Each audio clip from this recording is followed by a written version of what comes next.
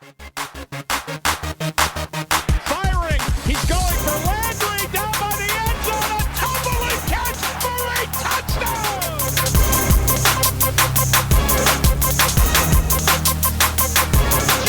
He's to the 30, 20, 10, 5, touchdown.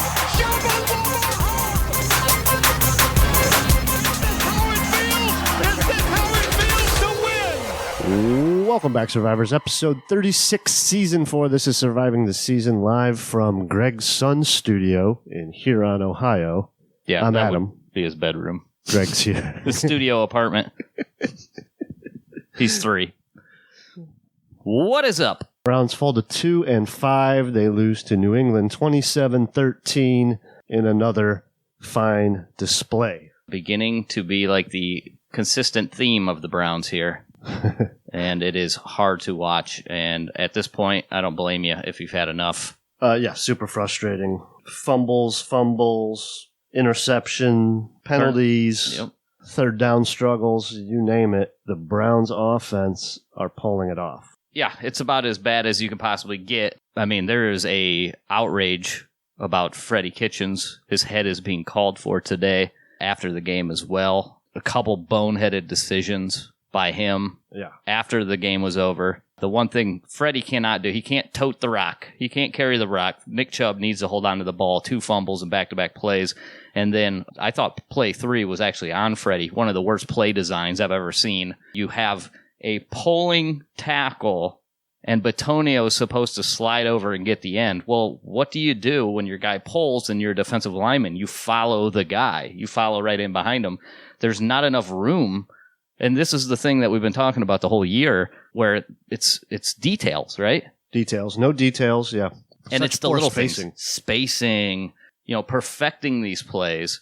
You have Landry, instead of Landry taking the handoff, he's now accepting a pitch, but there's not enough room for him to accept the pitch because you're giving up way too much room to the defensive end, and Bitonio doesn't have time to move over and make that block. I mean, it's just another one of these plays that is dead on arrival, dead before you can even say hut. The play is over. The play is foiled. There's been a number of these. Now there's been some really good plays too, and that's what's so frustrating because you've mixed in some plays that are really nice plays, but again, it's a team full of just plays. It's not a team of any kind of identity of what we're doing.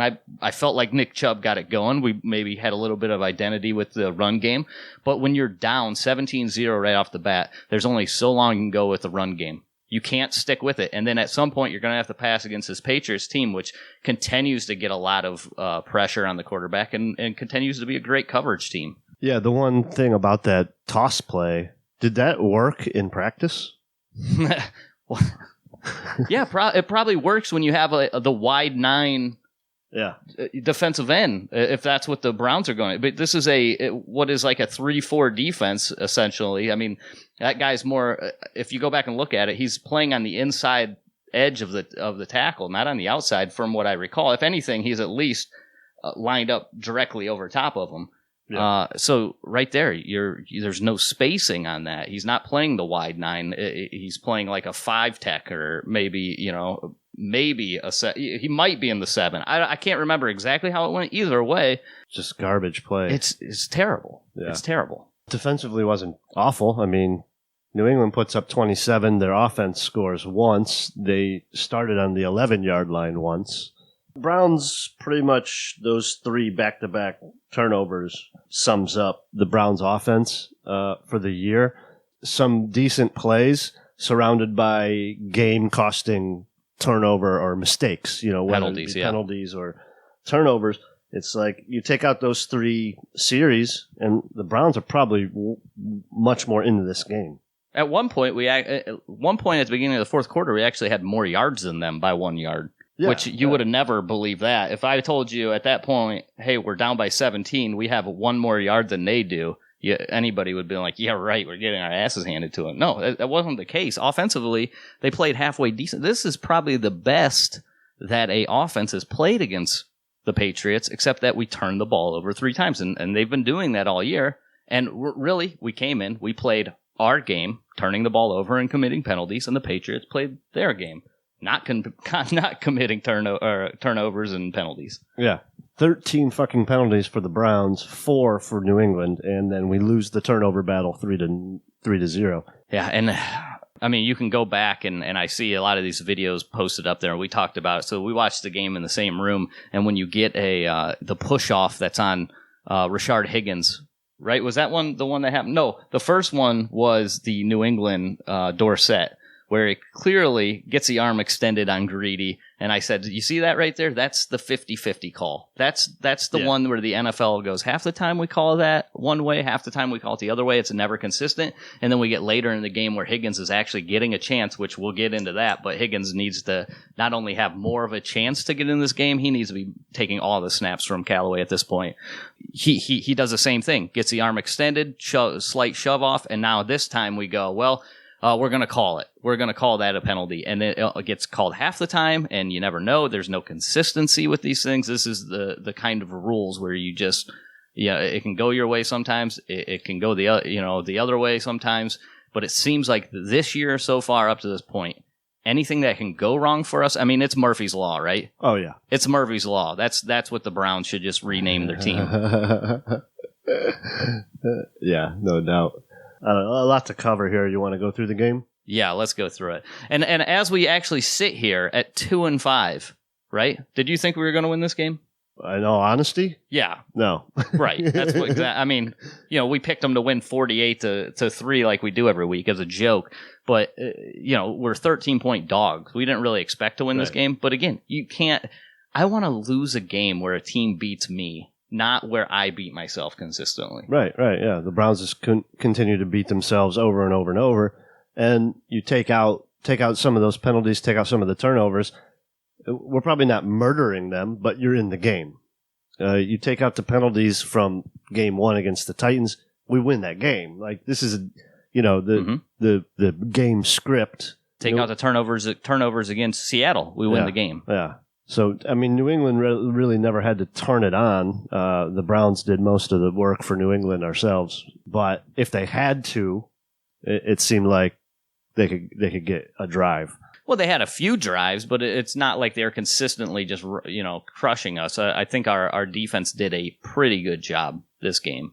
Yeah. There was some questionable things on defense that I'm sure we're going to get into, especially on the fourth down. And but let's get into it now.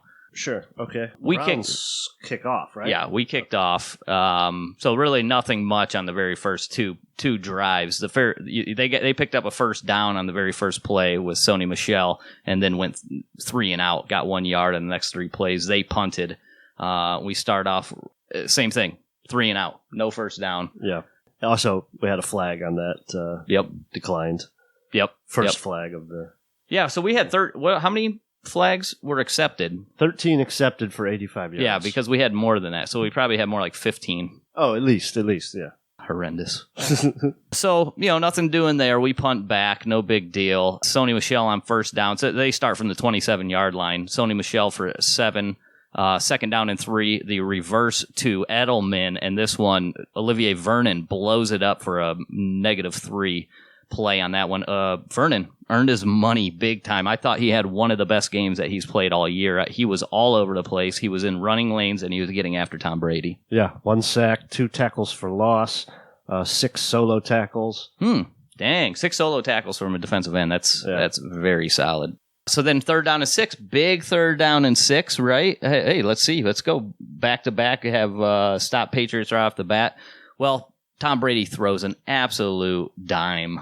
I mean, this is why he is one of the greatest, if not the greatest quarterback in NFL history.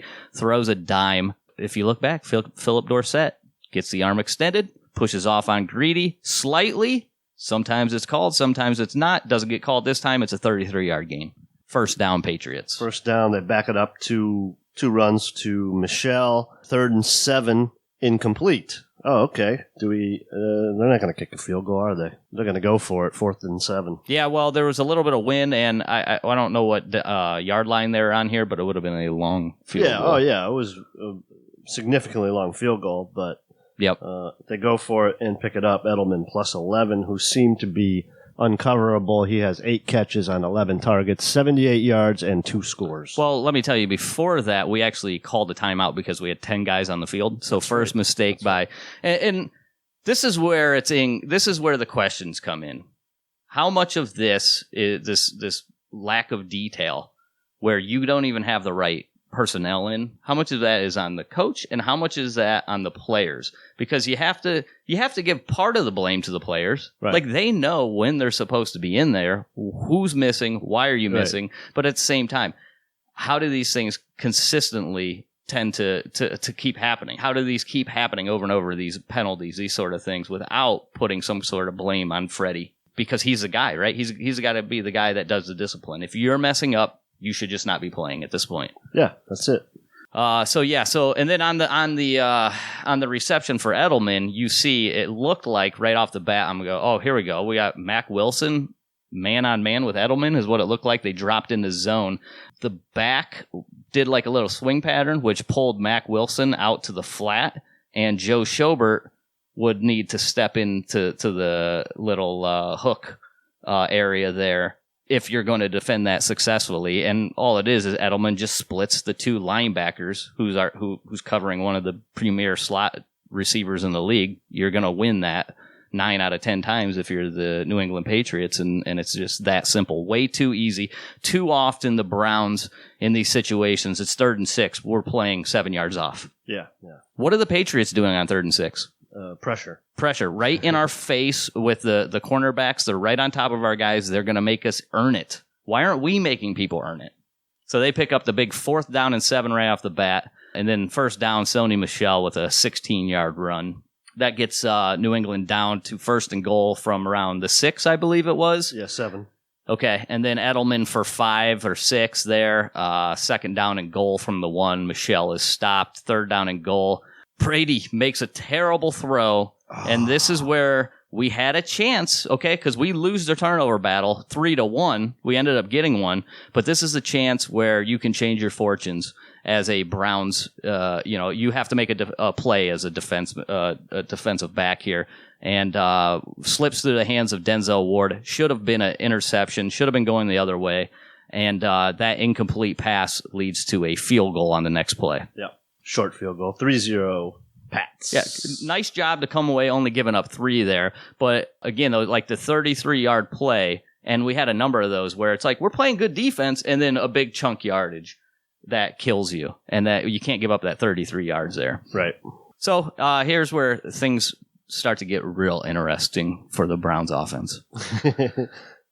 We take the ball back at the 19-yard line. It's a quick screen pass on 1st down to Beckham. He picks up 3-4 yards. And 2nd down, Nick Chubb runs to the right. Bitonio's foot ends up coming up in the air, kicking the ball out of Nick Chubb's hands.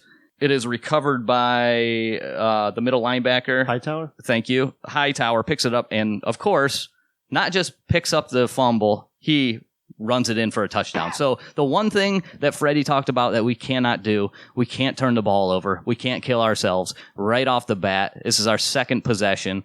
We're now fumbling the ball and giving up 6 free points. Right. So now it's already 10-0. Still in the 1st quarter.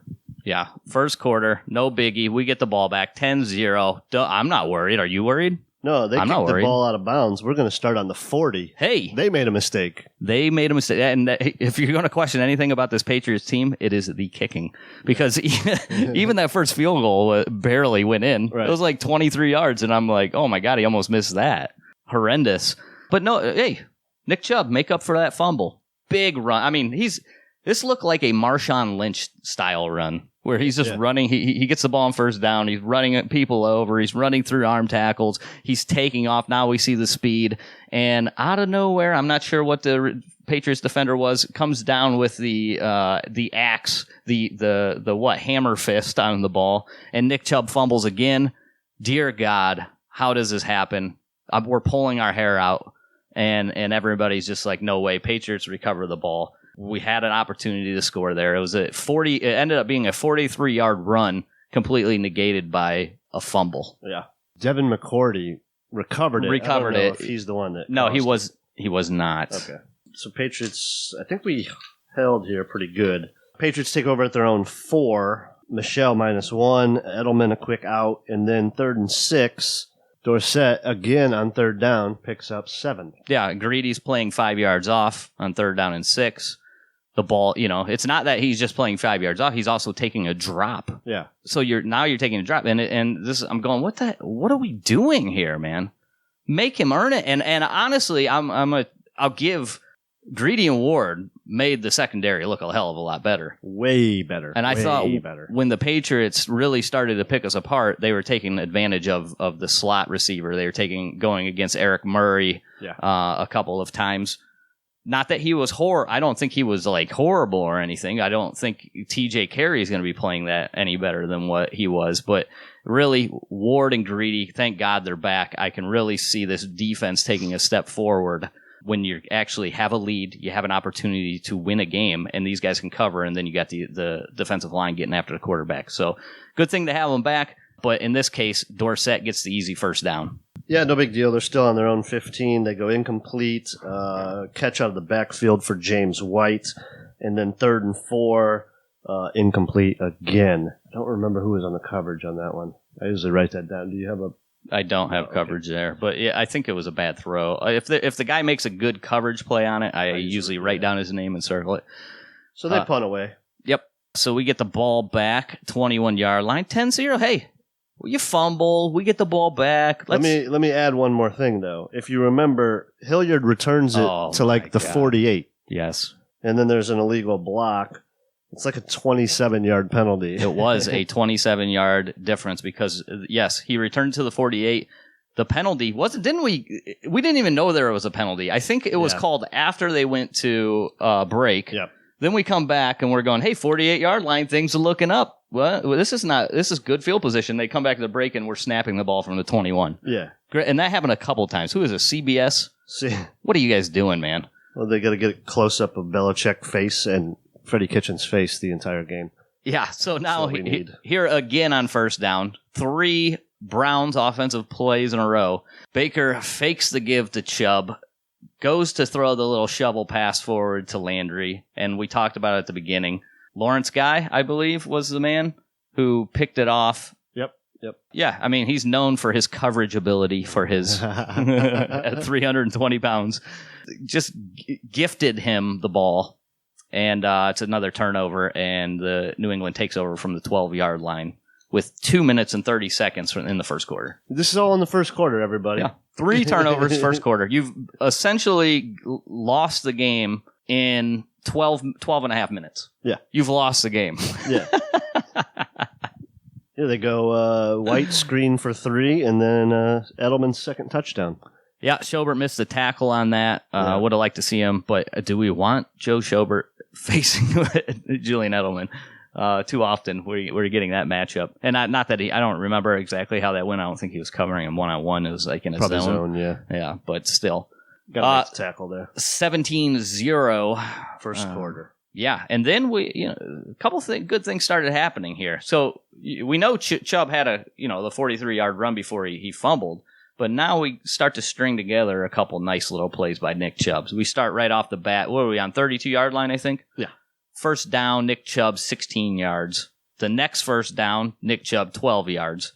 And then let's start making some penalties. We got it. Yeah. Farrell Brown has to get his false start in for the game. How many false starts did we have? We had at least 3 or 4. Yeah. 3 or 4. And Baker talked about that after the game. He goes, what was he saying? They want to have a little bit of cadence. But we can't trust the guys to even do that. Yeah, he said we're at a disadvantage if we can't use cadence, but he's going to get it right in practice or something, one of those lines. No, we're going to get it right. It's just going to take us 2 months. Because we're going into week 8. Yeah, Farrell Brown jumps off. So we get first down and 15, and already, here we go. We're going to start from behind the sticks. Nick Chubb for 0. Second down and 15. Guess what? Huge screen. Was it Chubb or was it Hilliard? It was Chubb on this one. Didn't we have... Yeah, this time. That's the way you got to label them. That's the way you got to label this one. On this penalty, it was Nick Chubb that was running the ball. So he picks up 13. Guess what happens? It's a Joel Bitonio hold on a screen pass. And this one was posted numerous times on Twitter, and you can see Joe Bitonio gets his face crossed when you can't let him cross your face. It's suspect hold, to be honest, but you made the mistake by letting the player cross your face. You know it's an inside screen. It's going to the middle of the field. Keep your player on the outside, and you allow him to cross your face and get to the inside. Right. It's a screen. He can go. You can make that defender go left. You can give him to the outside. Yep. Literally just let him have the outside. That's how the screen works anyway, is they sort of let their defenders go. Yeah, typically. But you want to leave enough space for the running back to get out, the only place that you can't let him go is to the inside, and that's where Bitonio let him go. And it's details. Details. That's what it's all about. That is this team. I mean, you can just every single week it's that. It's attention to detail. It's the lack of. Second down and 25. What do you do on second down and 25? I know what Freddie Kitchens does. He runs the ball. Yeah. We run the ball on second down and long. That's for sure. 1 yard. Third down and 24. Calhoun jumped off sides. Third down 19. Callaway for 3, and we're punting. It didn't even matter at that point. Yeah. Antonio Callaway 11 yards, 2 receptions on 3 targets. Wow. So you're telling me. So here's what I wish I had and all his numbers for the year in front of me, because I know it's not very much. And Callaway has, again, like I've said this about him, comparing him to Higgins, he has the athleticism, right? He's the better athlete. But there's no question right now that you're missing Higgins. And he's been back for 2 weeks. The first week he got 0 snaps or whatever it was. It was almost none. I don't even think he saw the field. He didn't even see the field. And then you're throwing out Callaway, who's making bad play after bad play. It's penalties. He had at least 2 penalties today. Yeah. He's dropping the ball. It gets picked off. He's running the wrong routes. He's doing all this stuff that should get you benched. And you have a player that is more efficient. He doesn't. Higgins got called for a penalty, questionable, because we saw it on the other way. But you got a guy there that has a good rapport with Baker, and he's sitting off to the side, and you're playing this guy that just keeps making mistakes. And then you go, well, we're benching Greg Robinson. If you're just to bench the people that are making mistakes over and over, you have about 3 or 4 other players that don't need to be seeing any snaps at all on this offense. The thing that I don't understand about Callaway or Higgins losing reps to Callaway also is the offense looks like shit. What does it hurt to get Higgins in there and see if something else different happens? Yeah. We're just doing the same shit over and over. So I don't know. Higgins only played like 7 snaps, 1 reception. I thought I saw 13 snaps. 13? Okay. Yeah. That might 13 be or 14. 14 snaps. He was in the teens. Yeah. Because remember now, Landry went out for a couple of plays. Oh, that's right. So Higgins was in there for those. Right. He was targeted twice, 1 catch for 2 yards. Yeah. And the other one was a nice catch, and they called him for that PI. Right. So New England gets the ball back after that terrible, good series where we drove the ball a little bit, and then penalties, 3rd and whatever we said it was, 19. Give me the gun. I'm shooting myself in the foot again. That's it. We punt it down. They start at their own 13. Eric Murray gets a sack on 3rd and 6. 3 and out punt. Okay, we're still fine. Punt that's fumbled. Yeah, That was fumbled. That's the fumbled punt. Luckily, they hopped back on it because, dear God, there would have been a what was that, Jonestown, when they had the mass suicide? Yeah. That's what all Browns fans would have been pouring their glass of Kool-Aid, which we might actually have to send. Everybody should probably have a glass of Kool-Aid ready for if this thing gets any more off the tracks. Right. Yeah. Then they still continue to run the ball pretty good. Chubb for 6, Landry for 13, down to the New England 35. Yeah. It looked like if it's not an RPO there, it's a play action. Yeah. And then the very next play, Beckham for 7 on what was definitely an RPO. Yeah. Chubb for 6, pick up the first down. Now we're down inside the red zone. New England 23-yard line, 9 minutes to go in the half. Yeah. Then you get 3 running backs. Chubb, Landry, and Beckham lined up back there, and you run the worst. It's most likely the least efficient play call in the history of the NFL. Yeah. Fullback dive. It works if you're in Green Bay and you need to get 1 yard at the goal line, right? That's when these plays work. Not typically fullback dive is foiled before it even starts, and in this case he picks up 1 yard. But then you line back up, and it sounds like Baker's audibling at the line. He gets that zero look, that zero blitz coming, and he knows exactly what he wants to do with it. He tells Demetrius Harris, "Go here. I'm going to throw it to you. You just catch it." And he does. 22-yard touchdown, 17-7 after the extra point, and we're thinking, okay, we're back in this now. We just got to chip away at it, a little bit at a time. Well, this is what New England does all the time. So the Browns finally get a score, and now they go on this, 5, 6, 7 minute drive, starting on their own 25. Yep. Yeah, and they just matriculate the ball down the field. There's a defensive hold on the second series. Edelman for 23. Yep. Then you get a Burkhead gets blown up, and then there's an illegal use of the hands on Devereaux Lawrence. The first one. Then Burkhead gets blown up again by Schobert on the next first down, second down and 10, Edelman for 6. Then it's third down and 4, incomplete. Yeah. Fourth down and 4, huge fourth down and 4. Huge. We are, all right, they line up. New England has 3 receivers to the top side of the screen.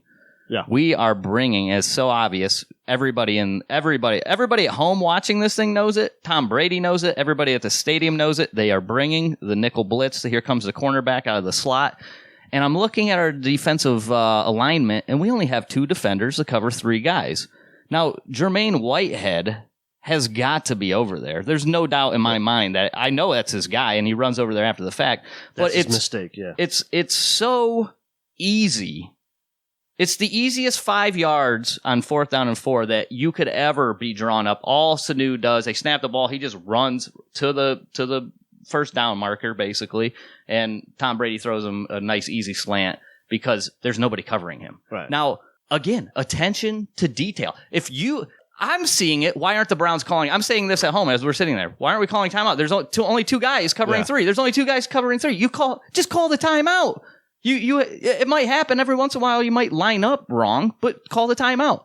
So you can't tell me that the only people in the entire U.S. that didn't see this, and outside, we know there's people in England that are watching these things, and other countries, everywhere. The only people in the entire world that didn't notice that the Browns had bad alignment were Steve Wilkes and Freddie Kitchens. Yeah. That's Freddie motherfucking Kitchens. You kidding me? Or Whitehead or Schobert. You're running the defense. You guys should know where everyone is. Unbelievable. So, yeah, we just gave away an easy first down on fourth down and 4. Well, how about some more detail? Let's Okay. challenge that spot. Oh, yes, which is not even... Has Freddie won a challenge this year? If he has, he's probably on a one that didn't matter. It seems like every time he throws a challenge flag, it's stupid. I'm sure he's had a couple in there that seem okay. But this game, they were stupid. Ugh, Jesus. Yeah, no business challenging that. It was a clear first down. You should have...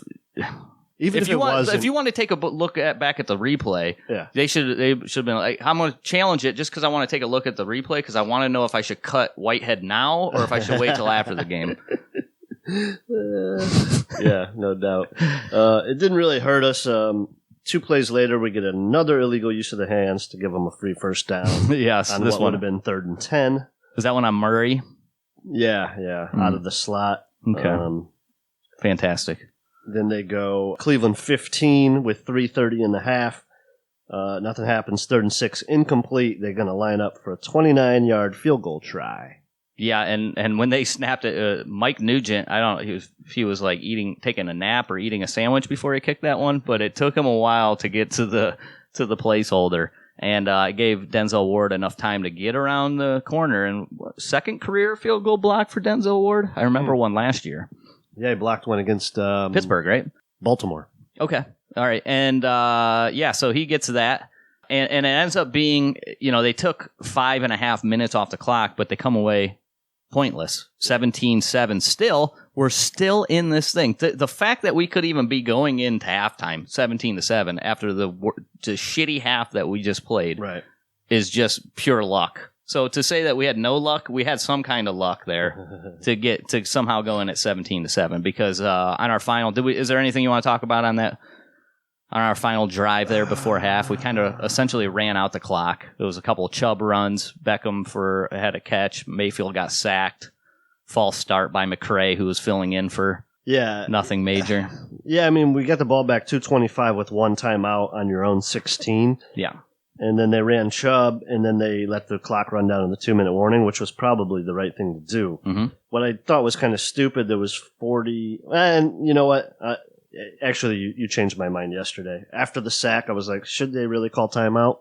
Because it was 2nd and 25. Yeah. Well, you have one more play. Yeah, you had one more play there at that point to like make something, and when you didn't make anything there, it's fine. But even why did they run the last play? Like they could have ran out the clock, and then they're running a play for 3 yards. It's This is some weird, again, some detail oriented stuff that seems like this is why you're in the situation you're in. So exactly. 17-7, New England at half. The reason why it wasn't so important to like really have to force yourself down and put yourself in harm's way there before half is because you're getting the ball. Yeah, coming out of halftime. So we come out of half. It's 17-7. We start from the 25-yard line on first down. It's Jarvis Landry for 21. What Landry have? 5 catches, 65 yards on the game.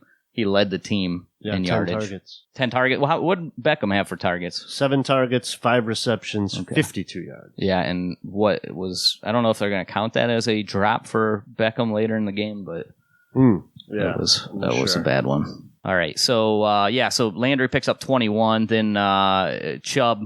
The Chubb show. Yeah, it is. For a few. Yeah, you get 5 plays by Chubb with a screen mixed in there. Then I don't know what yard line that gets us down to. New England 30. Okay.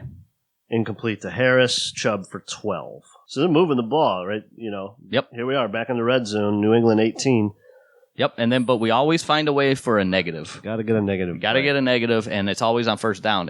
I swear to God, if first down dictates our drive. Yeah. If we're good on first down, we're going to have a successful drive. If we have one negative play on first down, you might as well punt on second because that's what it seems like. What was the stat about 3rd and longs? It was like 3rd and 7 and over. The Browns haven't picked one up, and I don't know, it was like 24 straight or something like that. I saw it flash on the TV, and I wish I wrote it down, but they didn't pick up any today, in this game either. Horrendous. 3 of 12 on 3rd down. 1 was 1 yard, 1 was 2 yards, and the other one was 3 yards. Those are the 3 third downs they picked up. Dude, our 3rd down percentage is so terrible this year. So on that, I believe it was a pitch to Nick Chubb that gets blown up. And then we go to 2nd down and 12. You hit Callaway for 8 yards, one of his 2 catches on the day. And then 3rd down and 4, you get sacked by Collins. He comes up, what looked like a stunt, and it seemed like we got beat on a number of those stunts all day where they bring him through the double A gap blitz. And it wouldn't have mattered anyways because we were flagged for an illegal shift.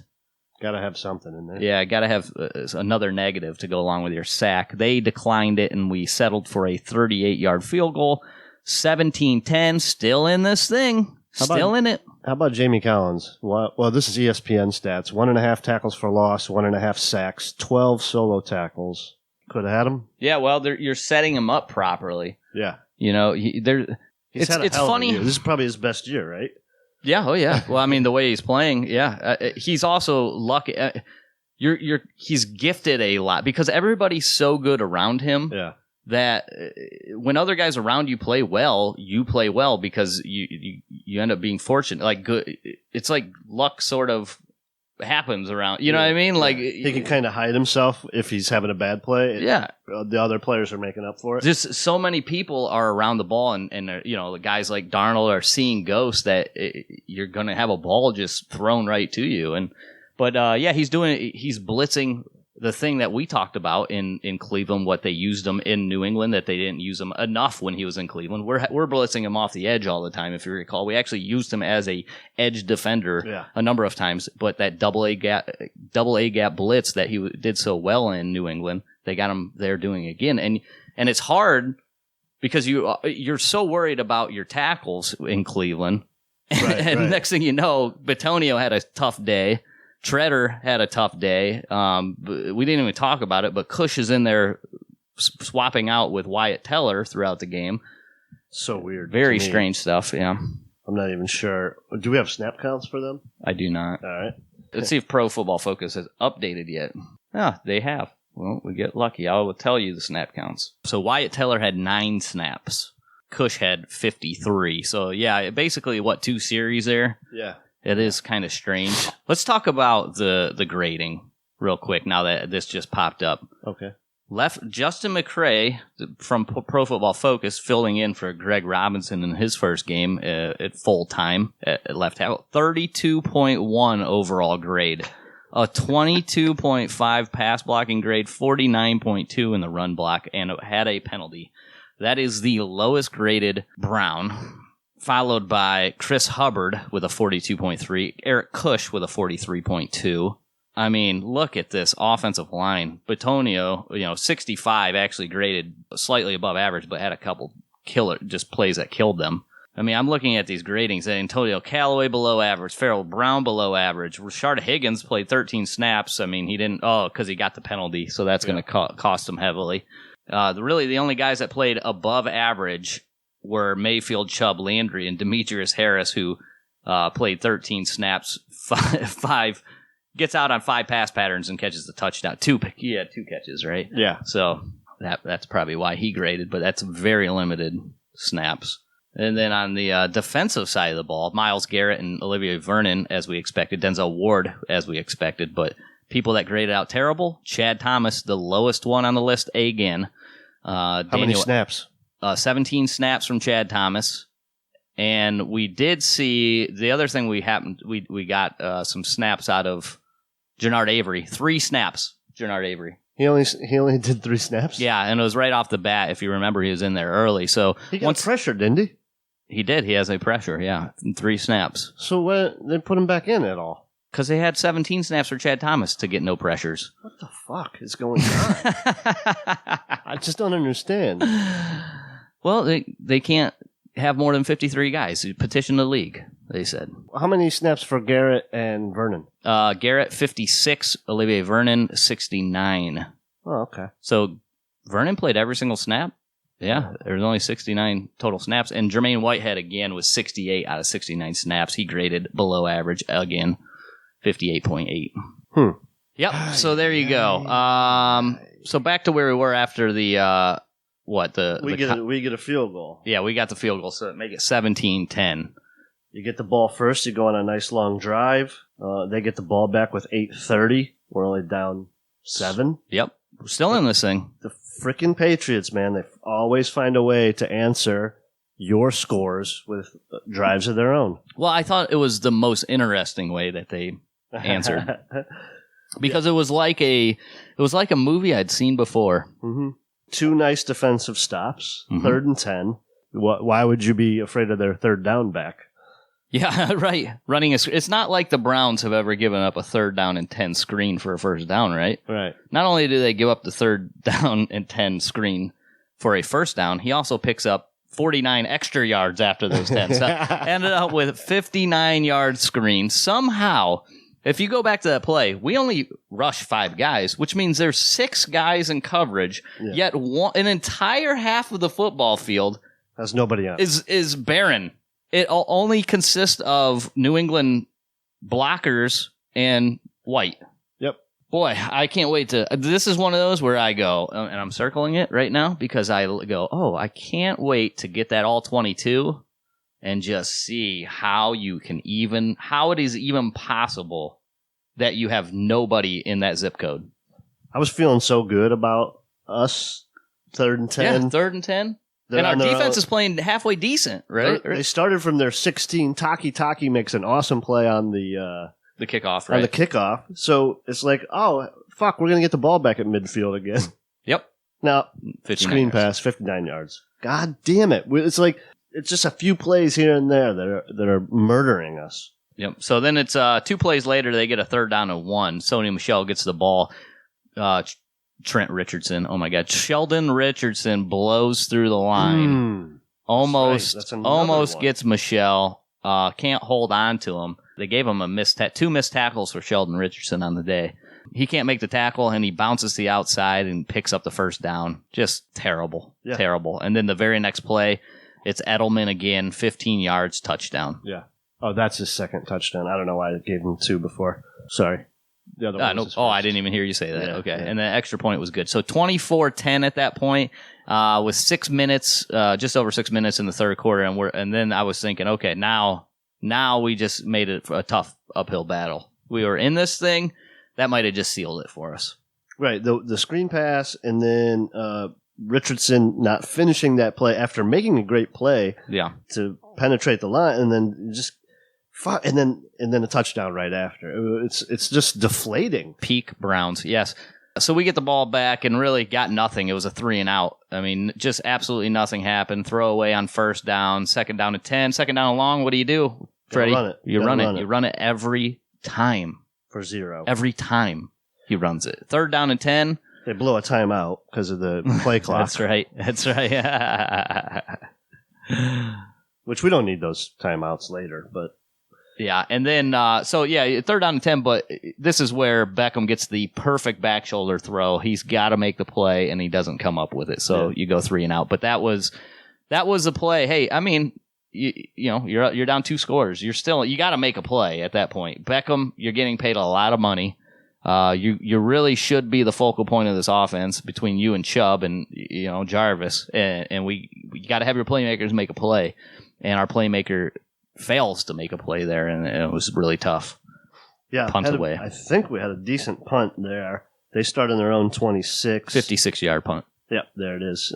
They get 1 first down, and then on 3rd and 3, Vernon gets a sack, which was a huge play where we're 4, maybe 3 minutes in the game, where we're in the third quarter. Mm-hmm. It's like, okay, maybe we can get some points in this drive and go into the fourth quarter, with like a 1-score deal here. Yeah. Yep. So we get the ball. Where were we at? I'm sorry. On our own 12. Yeah. Thank you. 12-yard line. 2:15 to go in the third quarter. Okay.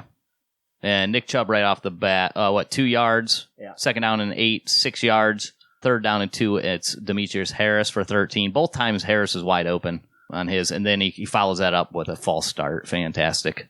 Right. And then I believe OBJ has a false start. Yes. So then what happens then? So now we go to first down and 20. Then I give the ball to Chubb for 3. Second down and 16, and here's the screen. Is this a screen pass to Hilliard? Yeah. Yeah, and he picks up 14 yards, which was huge, and it leads to a third down and 3, and Landry with a big gain here, right? With a big gain, but there was a flag against Landry for pass interference. Oh, this is the Callaway OPI. Oh yeah, it was on Callaway. Oh no, they called Landy. So okay, let's talk about this one because Freddie challenged it, if you recall. That was a 3rd and 13, wasn't it? No, it was 3rd down and 3, but the flag pushed us back to 3rd and 13 because Landry makes a catch. It's a huge gain. I'm sorry. Okay, yeah. It's 3rd down and 3. You run the pick play.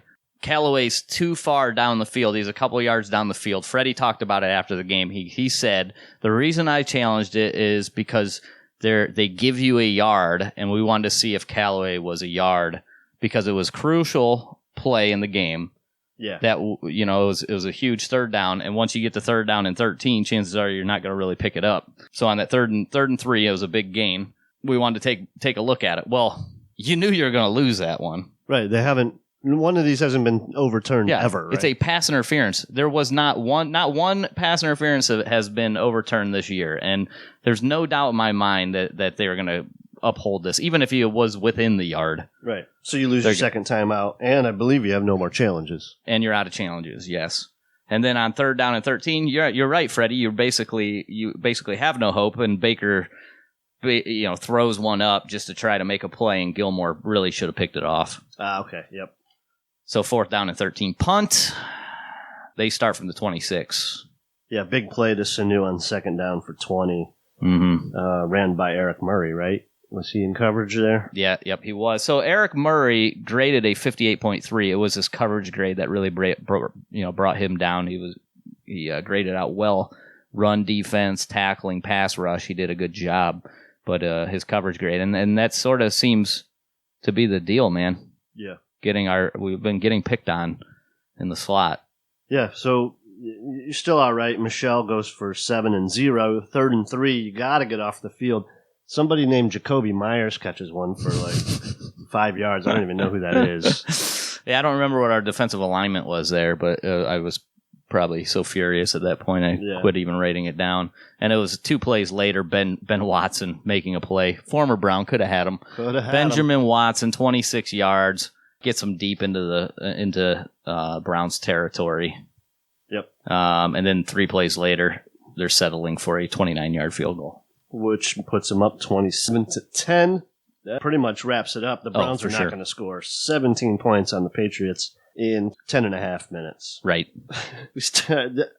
I still don't know what the fuck we were doing here. Start on our own 25, 3rd and 1. We get another offensive pass interference. This is the one on Higgins where, yes, he pushes off, yes, but there's no consistency to the call. I'll say that again. Yeah. 3rd and 11, incomplete to OBJ. I don't even think that one was close. 4th and 11, you got to punt it, right? Attention to details right here. This is attention to details. 4th down 11. Bring the punt team out. You're going to have to walk me through this one slow because I'm still not sure. The punt team comes out. Okay.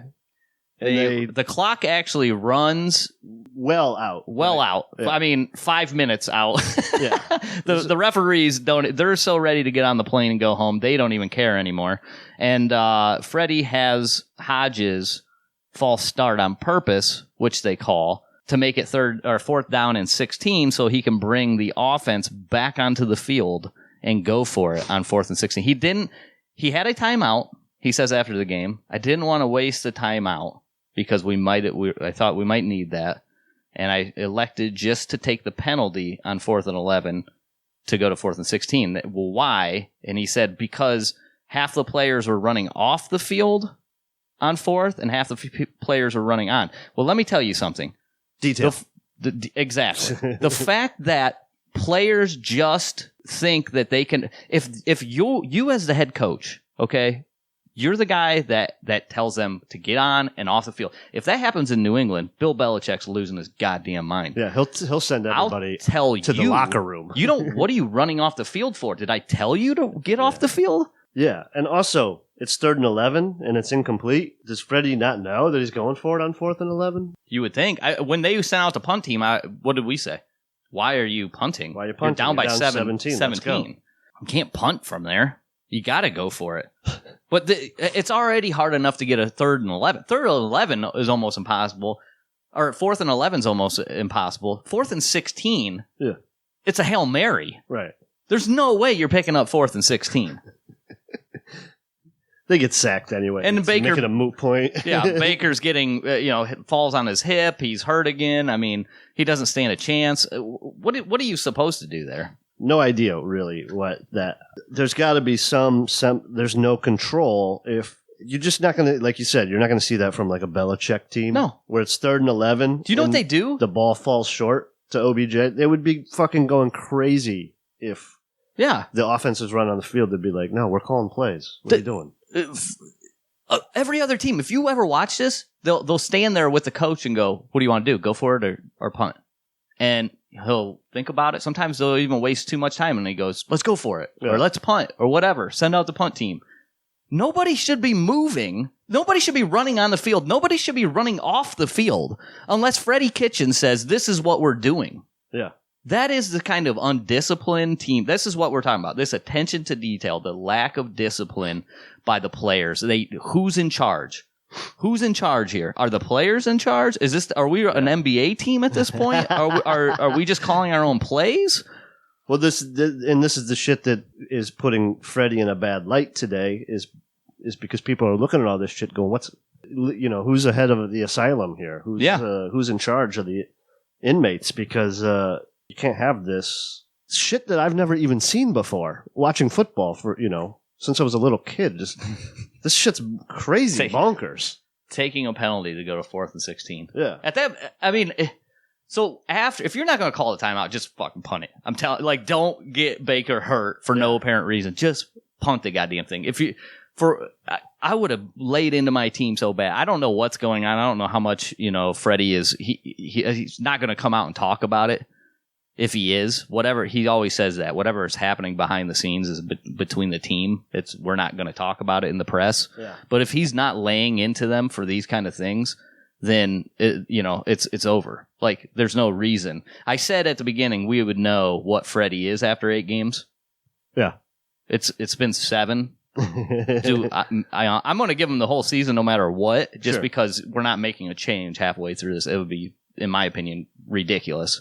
You're getting the whole season.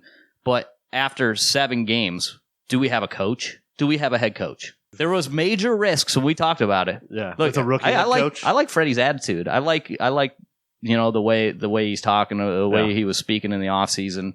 I liked his offense last year. Ton of risk. You have a rookie head coach, and it's not working out so far. And basically everything that could go wrong is going wrong.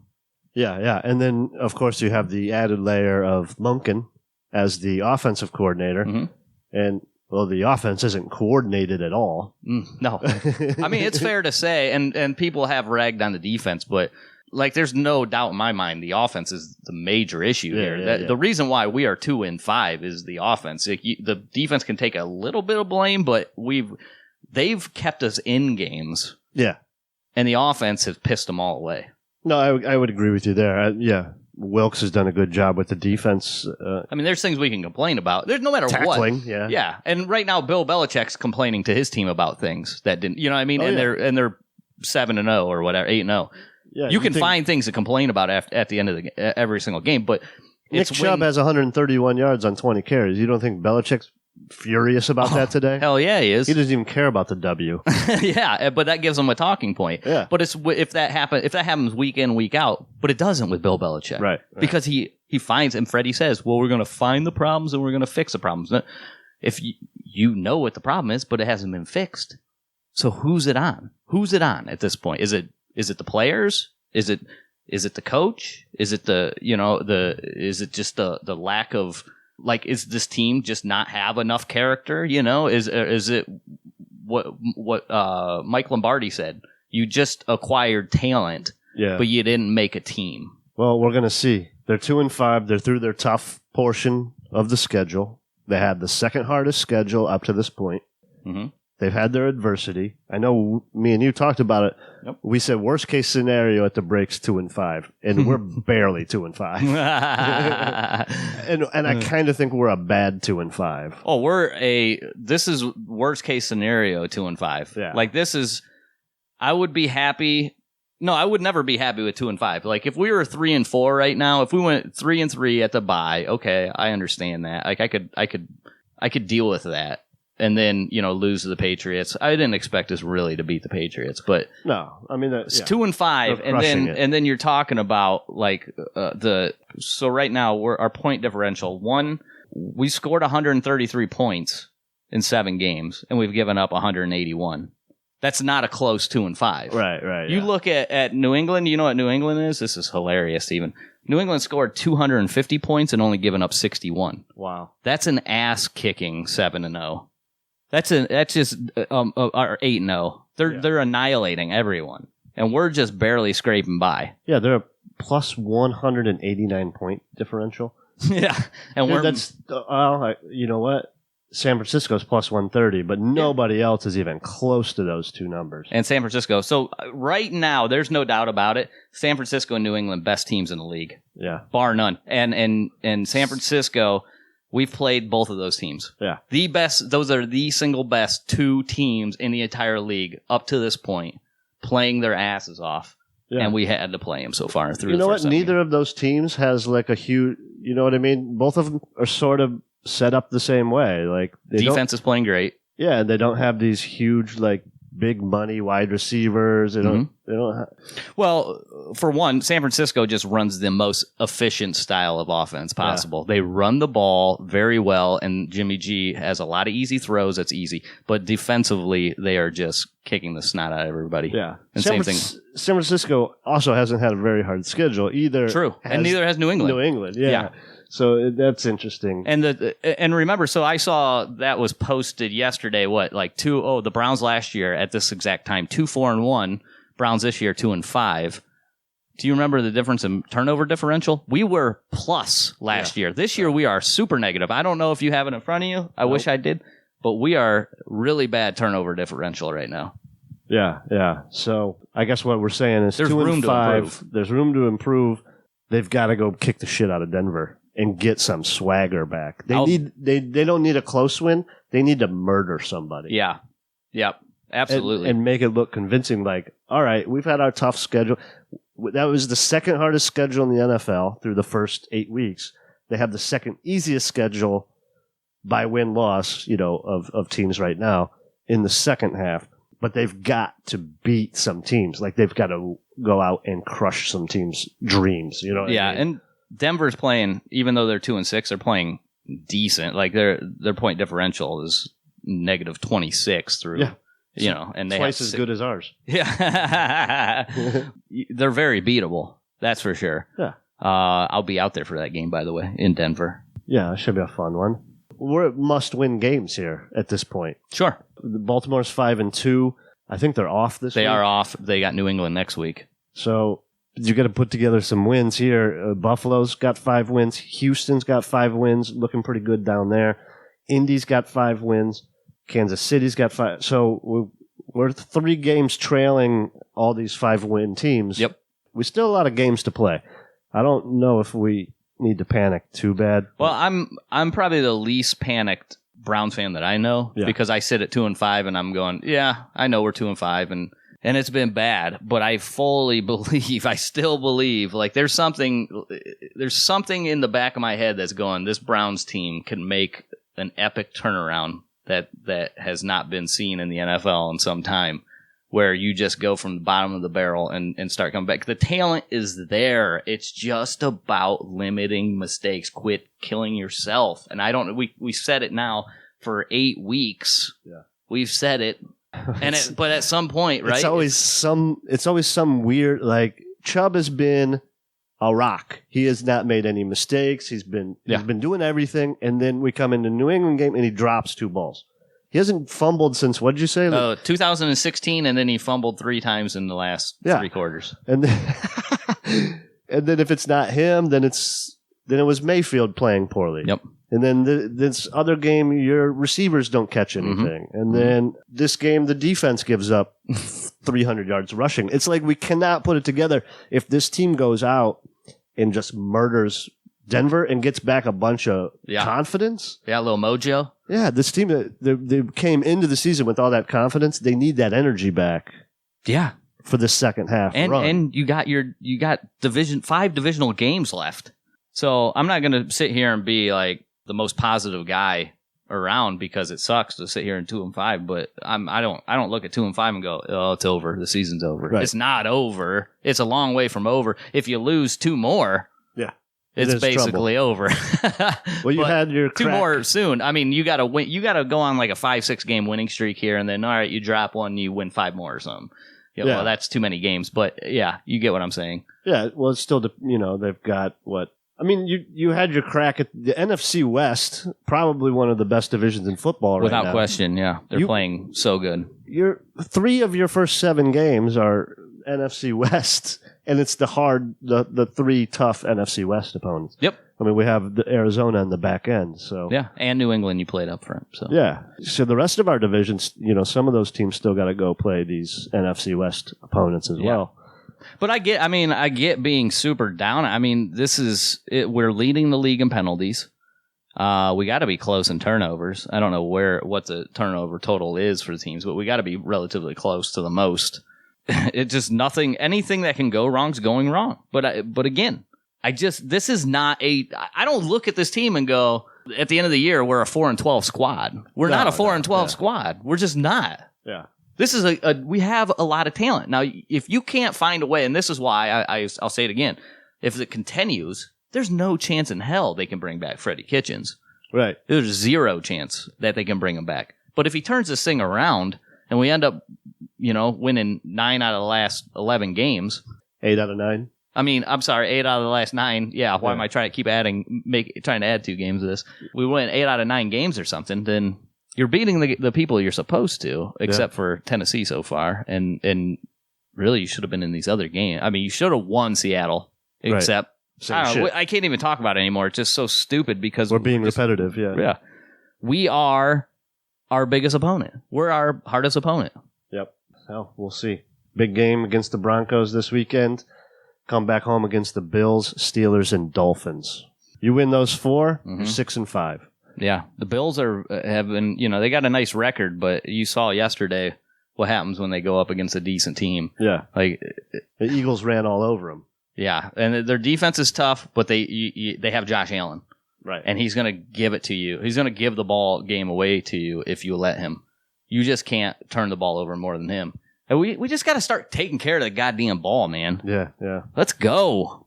Getting frustrating watching this shit. I know we see it on Twitter. Just everyone's just starting to lose their mind.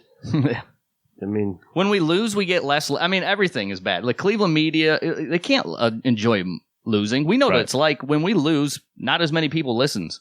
They don't want to come and listen after the game. When we win, all of a sudden we get 30% more listens because people are excited. And then we lose, and then they're like, F these guys. So I get it.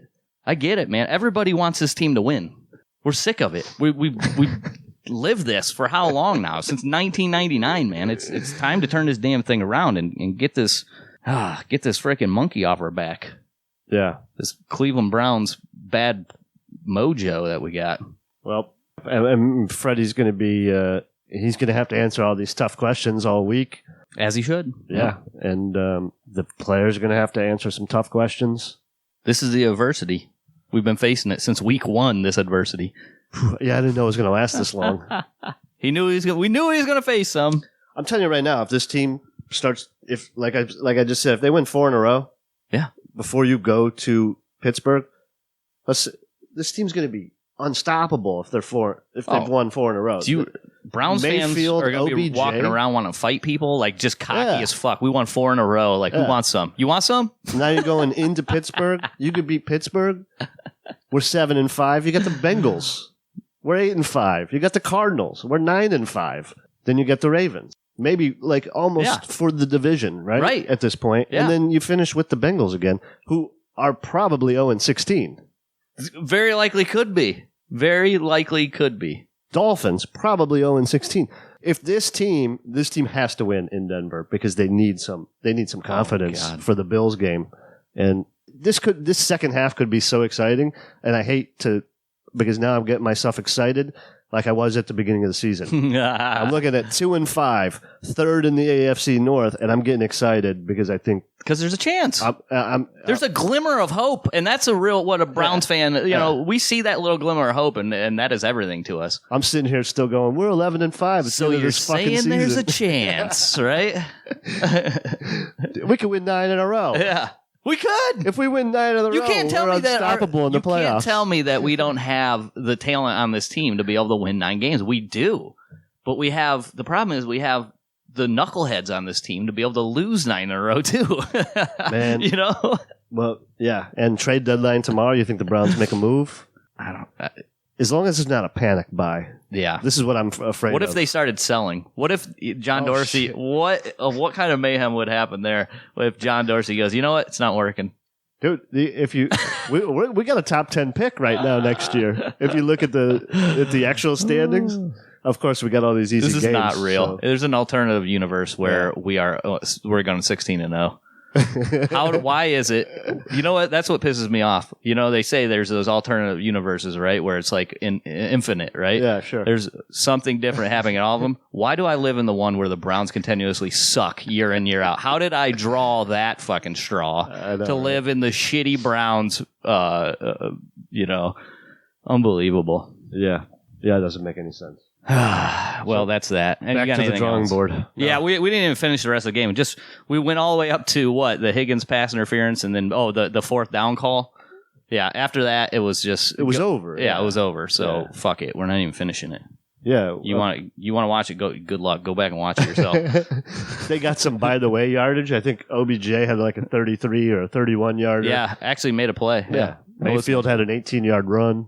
Yeah. Also took like 2 unnecessary hits. Yeah.